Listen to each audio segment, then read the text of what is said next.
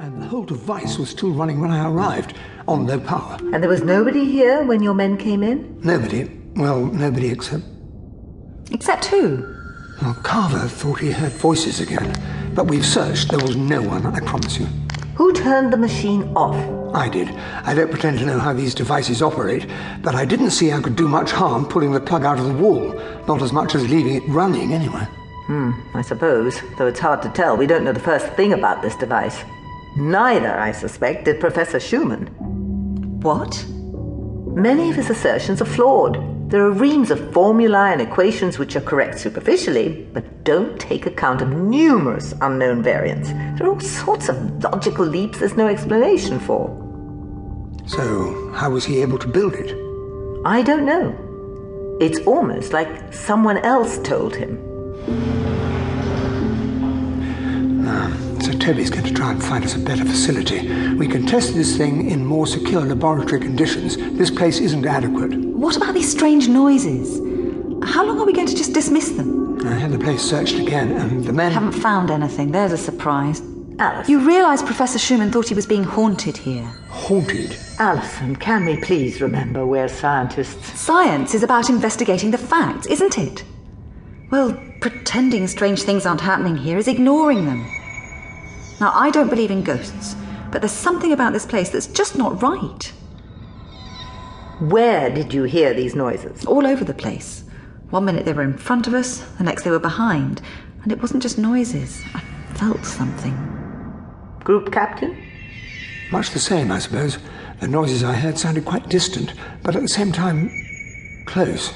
I don't know if that makes sense. It doesn't. But I know something that does. Have these sounds been heard when the power is switched off? I'm not sure. We're all agreed that we're hearing nothing now. Agreed. I understand this factory once manufactured electronic components and was partly automated. If you say so. That means that these walls and ceilings, these floors, they're likely to be crammed full of wires and cables. And? This partitioned area would have been the manager's office, I imagine.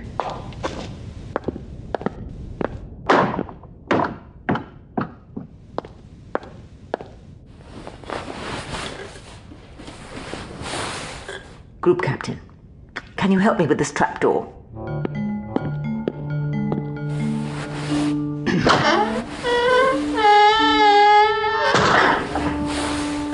Just more cables, only without the insulation. A bit of a death trap. Not with the power switched off. Aren't those audio cables? When the manager was passing instructions to his workforce, he'd use that microphone. And when Professor Schumann threw his power switch to turn on the device... It turned everything else on. Including the intercom system, you mean? Yes, which has almost certainly been picking up feedback and projecting it out all over the building. They might even pick up radio signals. The damaged state of all this equipment would explain the distortions. So all we need to do is cut that wire. Exactly. There must be some sort of cable cutter here somewhere. Ha!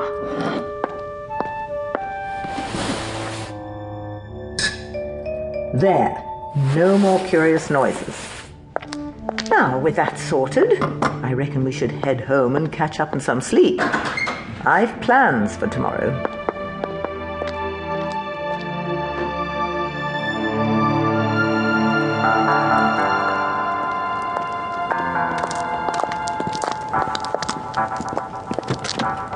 We'll be back tomorrow. Keep me informed of any developments. Sir? Sir. And no more jumping at strange noises, you. All right. Something the matter? No. No, everything's fine.